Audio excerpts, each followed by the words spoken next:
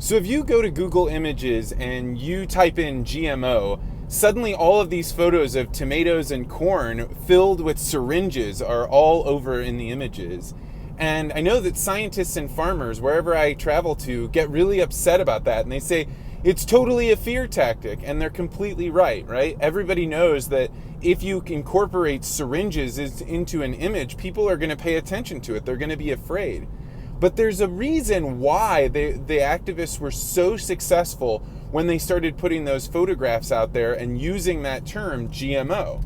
And it's because for many years, scientists, industry, academia, none of them wanted to use that term GMO to describe transgenic. They thought it wasn't specific enough, and they knew that it was an activist word. So what they did was they said, hey, wherever you're writing about it, when it's in our literature, whether we're writing on websites, whatever information we're putting out there, don't use that term.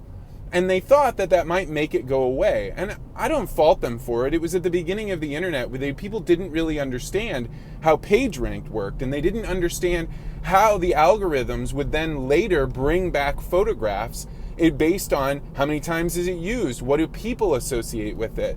And so I think the lesson here, the one that we all need to learn, is no matter what the words are that the people are using out in the public, you have to make sure that you're out there and you're explaining the science using the language that the public is using. And we also have to make sure that we're tagging photos the correct way, that we're getting them logged into our blogs in such a way that they can begin to outcompete the huge head start that activists who want to generate fear about that.